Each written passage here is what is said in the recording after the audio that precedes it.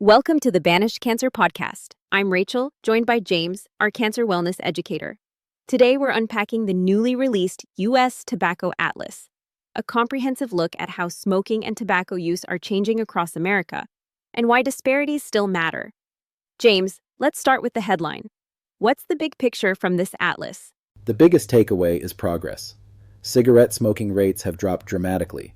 Adult smoking fell from 21.2% in 2011 to just 12.1% in 2023. That's a 43% decline in just over a decade. Youth smoking has also plummeted. Middle school rates cut in half, high school smoking down by 55%. These are major public health wins. That's encouraging. But the atlas also points out that not everyone is benefiting equally, right? Exactly. Marginalized groups, people with low income, racial and ethnic minorities, individuals with disabilities, and those with mental health challenges still smoke at higher rates and face more barriers to quitting. These inequities translate into higher cancer rates, more heart disease, and more premature deaths. And while cigarette smoking is down, e-cigarette use is rising. Yes, and that's the new challenge. In 2023, 1.63 million youth reported using e-cigarettes. High school use is at 7.8%, middle school at 3.5%, and more than a quarter of these students use them daily. Nearly 88% choose flavored products. Among young adults aged 21 to 24, e-cigarette use is now 15.5%, more than double the national adult average. So while we've made progress on cigarettes, vaping is filling the gap. What about secondhand smoke? Exposure has declined from 27.7% of non-smoking adults in 2010 to 20.7% in 2018. But disparities remain. People with lower income or less education are more likely to be exposed, and secondhand smoke still causes more than 19,000 deaths each year in the U.S. It's not just an inconvenience, it's deadly. The atlas also connects tobacco directly to cancer. Right. Tobacco remains the leading preventable cause of cancer deaths in the U.S. Over 80% of lung cancer deaths are linked to smoking.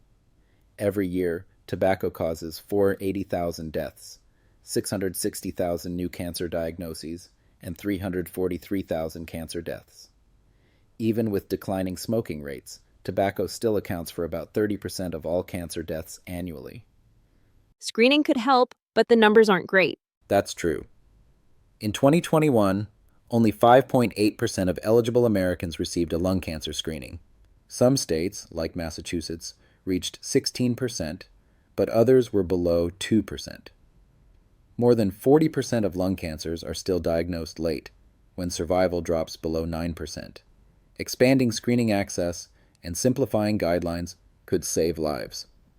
Let's talk about quitting. What barriers do people face? Quitting is tough. In many addiction treatment centers, smoking is still normalized. Clinics often lack resources for nicotine replacement therapy. Staff who smoke can influence clients, and tobacco outlets are often clustered near treatment centers.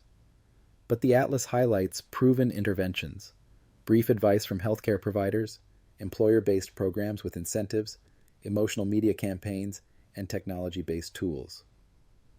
These strategies can raise quit rates and shift social norms. The disparities are striking. They are.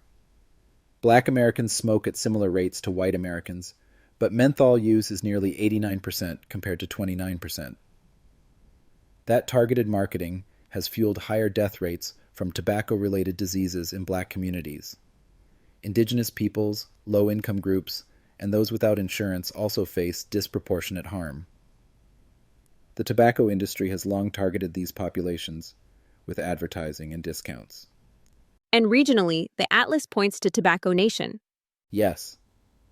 In those states, smoking rates are higher, cigarette prices are lower, and prevention programs are underfunded. Only 47% of residents are covered by smoke-free policies, compared to 64% nationwide. Average cigarette prices are $6.50 versus $7.95 elsewhere, and excise taxes are nearly half the national average. Policy choices directly shape health outcomes. So, what solutions does the atlas recommend? Stronger, fairer tobacco control policies. That means comprehensive smoke-free laws, higher tobacco taxes, banning flavored products including menthol, and limiting the density of tobacco retailers in vulnerable communities. It also means expanding quit lines, making cessation medications affordable, funding educational campaigns, and increasing federal investment in tobacco control. It sounds like the Atlas is more than just a report. Exactly. It's a call to action. It equips policymakers, public health leaders, educators, and communities with the data they need to push for change. It reminds us that progress is possible, but only if we address the inequities that keep tobacco's grip strongest on those with the fewest resources. Let's wrap this up. What's the bottom line? America has made real progress in reducing smoking, but the fight is far from finished. E-cigarettes are rising, secondhand smoke still kills, and marginalized groups continue to bear the heaviest burden. Stronger policies, equitable enforcement, and collective action are essential to end the tobacco epidemic once and for all. James, thank you for breaking this down, and thank you to our listeners. This has been the BanishCancer podcast. If today's conversation helped, share it with someone who might benefit. The more we understand, the healthier we all become.